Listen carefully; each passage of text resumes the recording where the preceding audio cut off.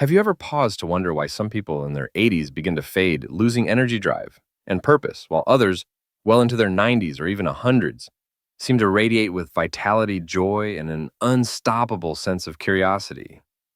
What's their secret? Is it simply luck? Good genes, a rare fountain of youth hidden somewhere in the mountains? Not quite. The truth is far more empowering. The key to a vibrant, long lasting life isn't reserved for the lucky few or those with exceptional DNA.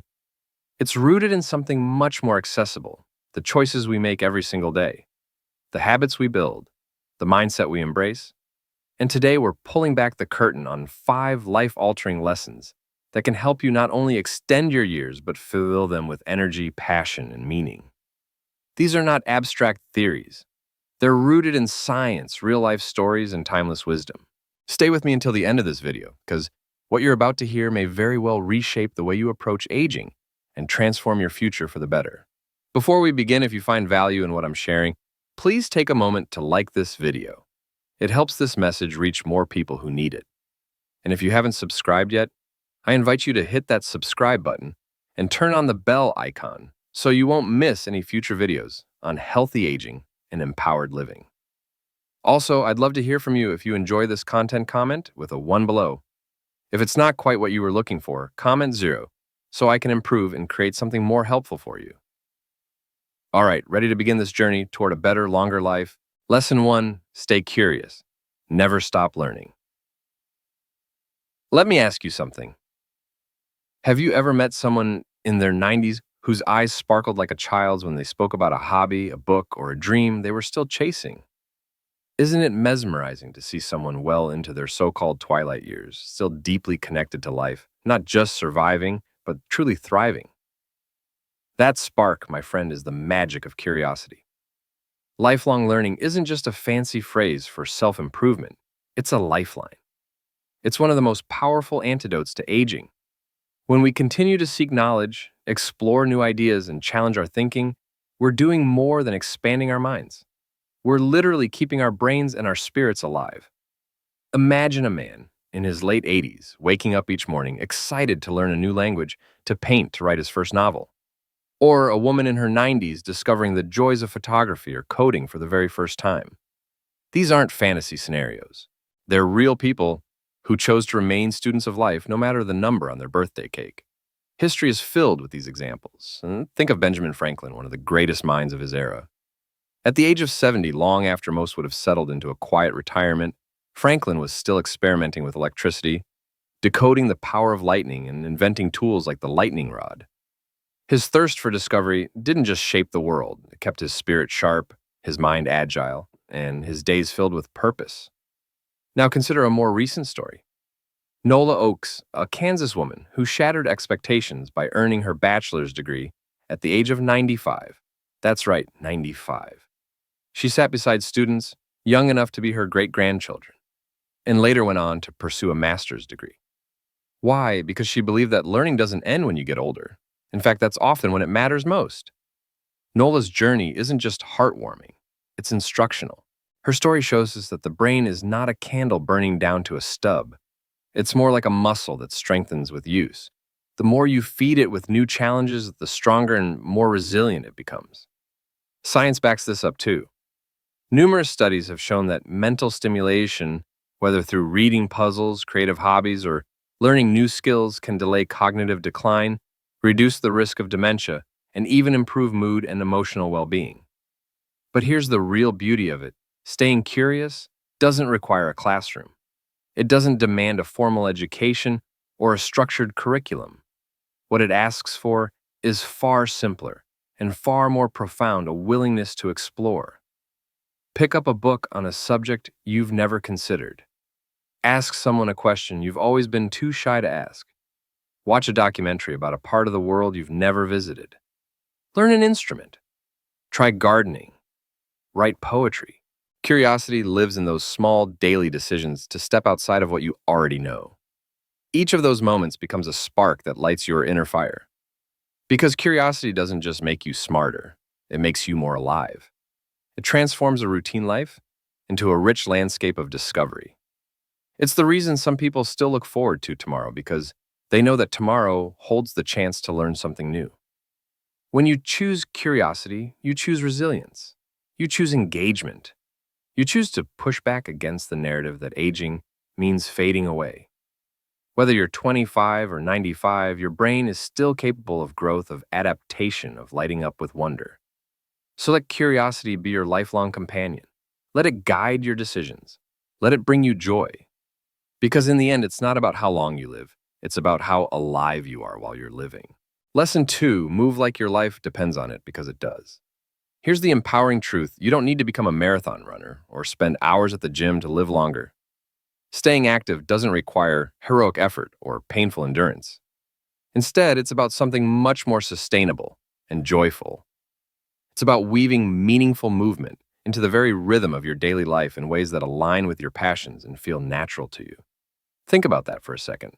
What if movement wasn't a task or a chore, but a celebration? Let's explore an extraordinary example, Jeannie Calment, the longest living woman in recorded history. She lived to the astonishing age of 122 years and 164 days. And no, she didn't have access to elite trainers, strict diets, or cutting-edge supplements. Her secret, simple, consistent, joyful movement. Well into her hundreds, Jean was still riding her bicycle through the streets of Arles, France, wind in her hair legs pumping steadily, life moving forward beneath her wheels. She didn't move to exercise. She moved because she loved it. It was part of her life, not an addition to it. Jean's story isn't a charming exception. It's a profound truth we've forgotten in a culture obsessed with convenience and comfort. Or take a look at the shepherds of Sardinia, a small island in the Mediterranean, in one of the world's famous blue zones, where people regularly live past 100. These Sardinian shepherds aren't hitting the gym or counting their steps with fitness trackers. They walk a lot, every day, up and down rugged hills, through rocky paths, and narrow trails. Not because someone told them to exercise, but because it's simply how they live. Movement is integrated into their purpose, into their community, into their joy. The lesson here is clear and vital. The couch may offer comfort, but it comes at a high cost. Sedentary habits. Those quiet hours spent sitting, watching, waiting don't just slow your pace. They quicken your decline. Over time, inactivity weakens muscles, reduces flexibility, stiffens joints, dulls the mind, and shrinks the spirit. But there's good news. The antidote is beautifully simple. Move in ways that make you smile. Move in ways that make your body feel like home again. This doesn't mean following a rigid routine or pushing through pain. It means finding what feels good and doing it often. Walk through your neighborhood with music in your ears and sunlight on your skin. Dance in your living room like no one's watching. Dig your hands into the soil and garden something into life. Take up Tai Chi or swim slow laps at sunrise. Try yoga. Try hiking. Try anything that makes you feel connected to the world around you. The key isn't intensity, it's consistency and joy. Movement should feel like a gift, not a punishment. And the science is irrefutable. Regular physical activity improves circulation, strengthens bones, boosts mood by releasing endorphins, reduces inflammation, supports brain health, and lowers your risk for chronic diseases from diabetes and high blood pressure to depression and dementia. Even a modest commitment, like brisk walking for 30 minutes each day, has been shown to significantly extend lifespan and improve quality of life. You don't need expensive equipment or a fancy membership. All you need is a body that's willing to move and a reason to do it. And that reason should be this: because movement is life. The beauty of this truth lies in its accessibility. Whether you're 70 or 90, whether you're living in a city apartment or a rural village, movement is available to you. It can be small. It can be slow. But it must be present. When you choose to move, you're not just exercising your muscles. You're declaring to the world and to yourself that you are still here, still participating, still thriving. 3, nurture your social circle. Because loneliness can be lethal. Now let's talk about something that's too often dismissed in conversations about health and aging: loneliness. It's not just a passing emotion or a quiet sadness. It's a silent epidemic, and it's stealing years from people's lives. Chronic loneliness, especially in later years, is now understood to be as dangerous as smoking a pack of cigarettes a day. Think about that. Being isolated can literally break your heart. It weakens your immune system, increases inflammation, accelerates cognitive decline, and raises the risk of early death. But connection, real, meaningful human connection, that's where the magic happens. Social bonds are not a luxury. They are a necessity, a cornerstone of longevity and vibrant health. Humans are social by design. We are wired to connect, to belong, to be seen and heard and loved. Our ancestors survived by staying close by building villages and sharing stories and taking care of one another. That legacy still lives in our bones. In 2010, a groundbreaking meta-analysis by Brigham Young University examined 148 studies involving over 300,000 participants. What they found was stunning. People with strong social relationships had a 50% higher chance of survival compared to those with weaker connections. 50%. That's not a small margin, that's life-changing. So if you want to live longer and more joyfully invest in your relationships, deepen your connections, reach out, be intentional. Let's look at some real-world role models. Take George Burns, the legendary comedian who lived to be 100 years old. He didn't just survive, he thrived. He performed, joked, laughed, and stayed connected until the very end. His secret, he was never alone. Surrounded by friends, collaborators, and laughter, George remained mentally sharp and emotionally vibrant. His humor didn't just entertain, it sustained. Or turn your gaze toward Okinawa, Japan, another blue zone famous for longevity. Their secret weapon, the moai. These are lifelong friendship groups formed in early childhood. Moai members stay connected for life, offering emotional support, sharing resources, and being present for both the celebrations and the sorrows. In Okinawa, no one is left behind. No one is forgotten. Contrast that with the fate of someone who slips quietly into isolation. No visitors, no laughter, no shared meals or inside jokes. That silence can be deafening and deadly. The Harvard study of adult development, which has tracked individuals since 1938, found something extraordinary. The quality of your relationships at age 50 was the most powerful predictor of health and happiness at age 80. Not cholesterol levels, not income.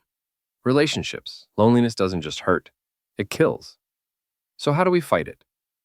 It starts with intention. Relationships don't just happen. They require nurturing, especially as we age, as our routines slow, as friends move away or loved ones pass on. We must become proactive in connection. Here's how. Prioritize depth over width. It's not about having dozens of friends. It's about having a few soul-level companions. People who see you, who hear you, who love you without judgment. Invest in them. 2. Reciprocity is everything. Be the friend you want to have. Show up. Call, text, send a letter, offer your time and your heart. 3. Take initiative. Don't wait for someone to reach out first. Plan a walk. Host a tea or coffee date. Start a book club. Be the spark. 4. Stay open. New friendships can blossom at any age. Say hello to your neighbor. Chat with the cashier. Join a class. Each smile is a seed. Because in the end, it's not just about adding years to your life. It's about adding life to your years. So how exactly do you nurture a social circle that sustains you not just for today, but for the decades ahead? It begins with small acts. A simple text to check in. A quick phone call, just to say I was thinking of you. These gestures might feel minor in the moment, but over time they build a powerful momentum. They transform casual acquaintances into true confidants, people you can count on, laugh with, and lean on when life gets tough. And while lifelong friends are treasures worth cherishing, don't close the door to new connections. Fresh relationships bring fresh energy. When you diversify your circle, you don't just expand your social life, you expand your mind. Join a community class. Volunteer at a local shelter. Attend a neighborhood gathering or religious service. Let yourself be surprised by who enters your orbit. One of the most powerful things you can do, build cross-generational bridges. Mentor a young person. Learn a new skill from someone half your age, or sit with an elder and soak in their stories. These relationships deepen your perspective, challenge your assumptions, and add rich layers to your social experience.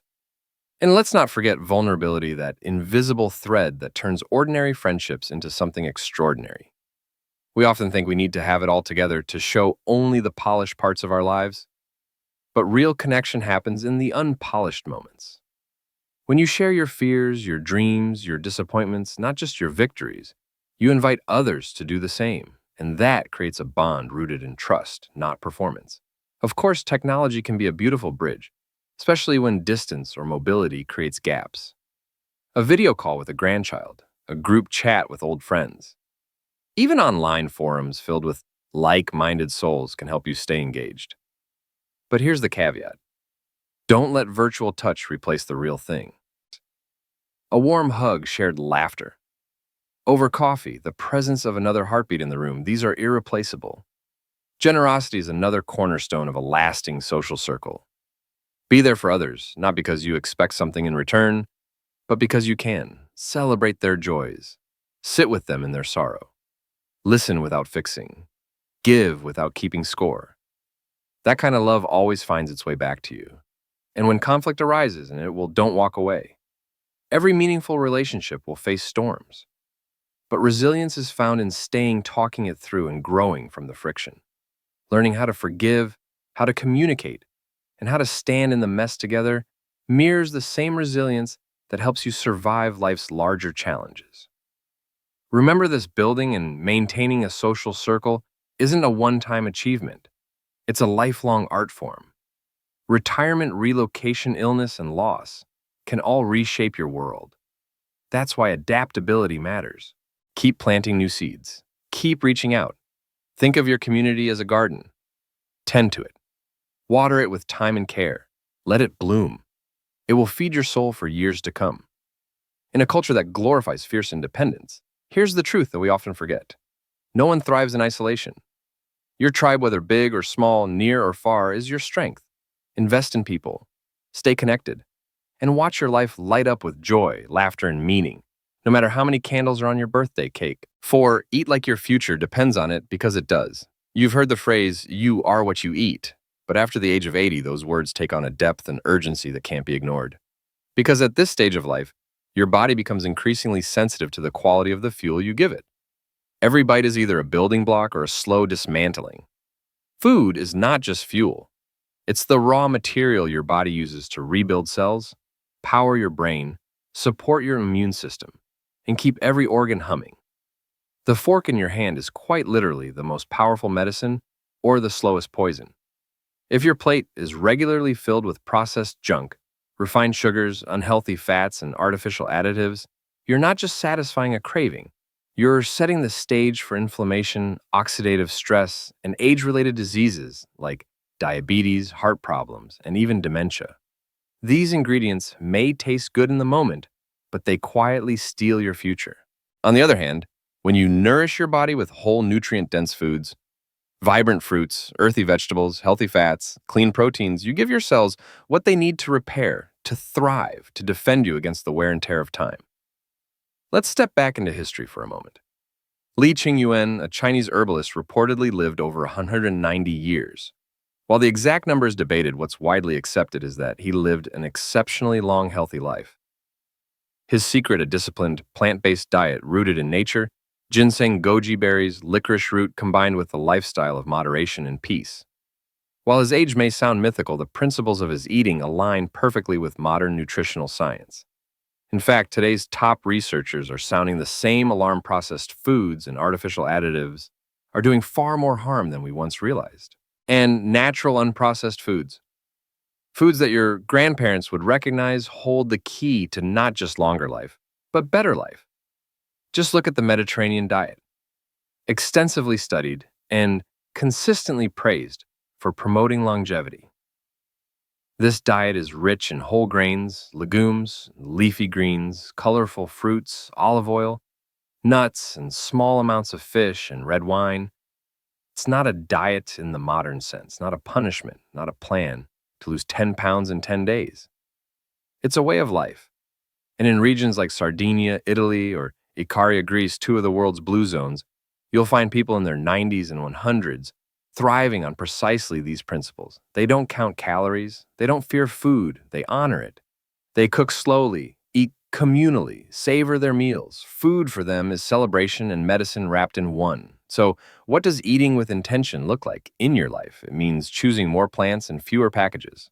It means favoring food that grows rather than food that's manufactured. It means flavoring your meals with herbs and spices instead of sodium and preservatives. And it means listening to your body, eating when you're hungry, stopping when you're full, and giving thanks for the nourishment you receive. Because the truth is, you can't change your genetics, but you can absolutely change your breakfast, your lunch, your dinner. You can take control of what you put on your plate. And when you do, you take control of your future. As we grow older, our bodies become less efficient at absorbing the very nutrients that once came so easily. Our metabolism slows, digestive enzymes decrease, and our taste preferences may shift. What does this mean? Simply put, the older we get, the more intentional we must become about what we put on our plate. Nutrient density becomes non-negotiable. Every bite matters more than ever, and each meal becomes an opportunity to nourish not just the body, but the brain, the spirit, and the future. Let's talk specifics. Antioxidants. Those vibrant compounds found in blueberries, spinach, sweet potatoes, and other richly colored produce are your personal army against oxidative stress. They defend your cells and DNA from damage, essentially slowing the clock at the cellular level. Imagine them as little shields guarding you from the wear and tear of time. Omega-3 fatty acids present in fatty fish, like salmon sardines, and in plant-based sources like flax seeds and walnuts, are another powerhouse. These healthy fats are essential for brain health, and studies suggest they play a role in reducing inflammation and the risk of cognitive diseases like Alzheimer's. They also protect your heart, because what's the use of reaching 90 if your heart isn't there to carry you? Now, here's something that often gets overlooked. Protein. Too many older adults reduce their protein intake without realizing the damage it can cause. Sarcopenia, the age-related loss of muscle mass, is one of the most silent and destructive processes in aging. But it's not inevitable. By ensuring a steady intake of high-quality protein from eggs, beans, lentils, lean meats, and even fortified plant-based alternatives, you maintain strength, independence, and vitality. And let's not forget the gut. Fiber found in whole grains, fruits, and vegetables isn't just about digestion. Emerging science shows a profound connection between gut health and your immune system, brain function, and even your mood. Yes, your gut bacteria can literally influence how you feel emotionally. The opposite is also true. Consuming too many processed foods, sugary treats, and chemically laden snacks disrupts the gut microbiome, spikes blood sugar, and inflames the body from the inside out. It's like feeding a fire that slowly burns through your health silently but surely. Interestingly, the longest living people in the world rarely follow strict trend-based diets. You won't find them obsessing over keto fasting windows or carb counts. Instead, they adhere to a principle among mindful nourishment eating for function, for connection, for life. They eat slowly in good company, often home-cooked meals made from locally sourced seasonal ingredients. It's not about restriction, it's about wisdom. In Okinawa, Japan, where some of the healthiest elders reside, the cultural philosophy of harahachibu eating. Until you're 80 full illustrates how balance, not excess, promotes longevity. Their plates are a colorful tapestry of vegetables, tofu, small portions of fish, seaweed, and fermented foods. Meals are a celebration, not an afterthought. So, how do you adopt this way of eating? Start by falling in love with whole, minimally processed ingredients. Picture vibrant salads sprinkled with seeds and olive oil, hearty soups with beans and root vegetables, colorful grain bowls filled with roasted produce and legumes. These are meals that fuel your life, not just fill your stomach. Experiment with herbs and spices, not just to add flavor, but to unlock healing benefits. Turmeric for inflammation, garlic for immunity, rosemary for memory. Every meal becomes a small act of self-care. Plan your meals with diversity in mind. Eat the rainbow. Rotate your proteins. Include fermented foods for gut health. If possible, source your ingredients locally, or better yet, grow some of your own. There's something deeply nourishing about eating food you've touched with your own hands. And never underestimate the magic of shared meals. Eating with others, family, neighbors, friends, has been shown to enhance emotional well-being and deepen relationships. This, too, is part of the diet of long-lived cultures. In the end, eating well isn't about punishment or perfection. It's about intention. It's about asking yourself, will this meal help me thrive?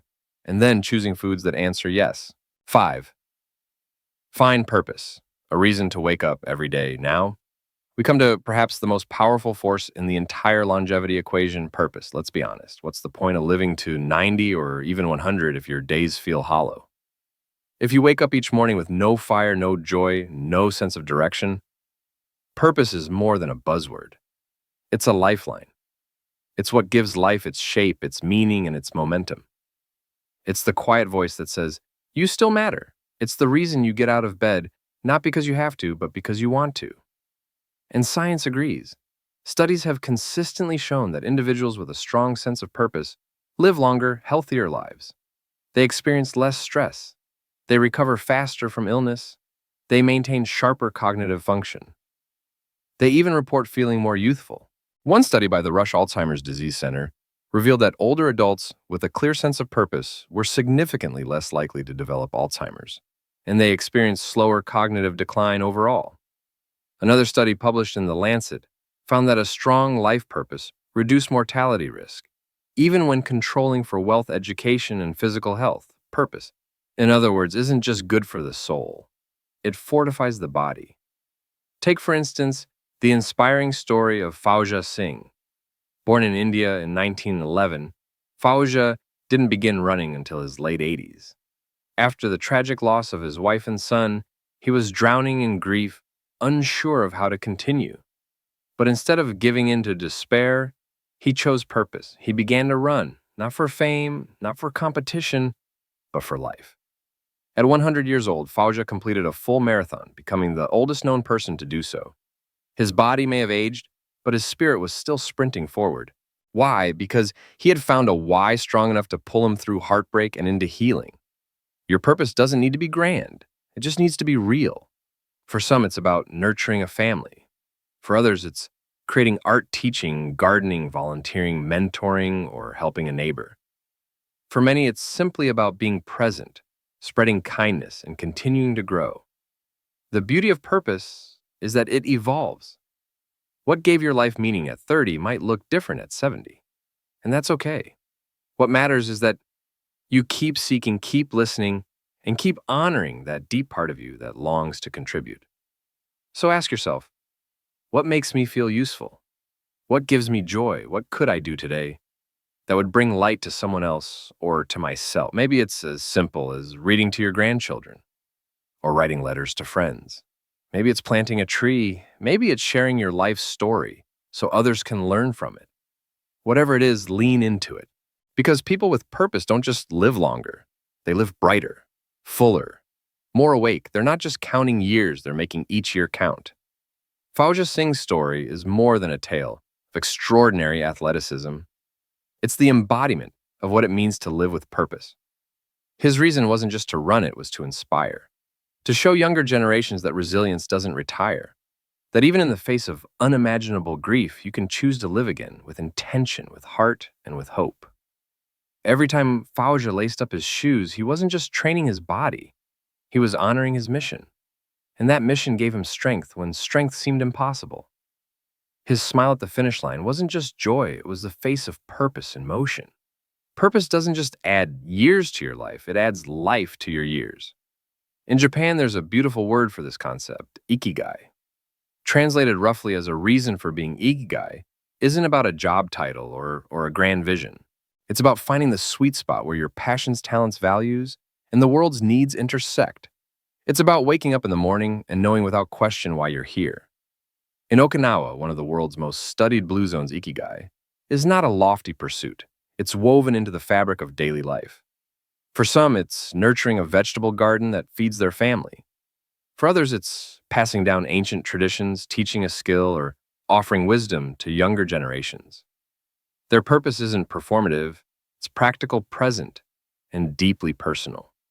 This steady devotion to something beyond the self is what makes the Okinawan people not just long-lived, but richly alive. They don't chase happiness. They live it quietly and consistently through meaningful action. And here's the beautiful truth, purpose can take infinite forms. It doesn't have to be grand.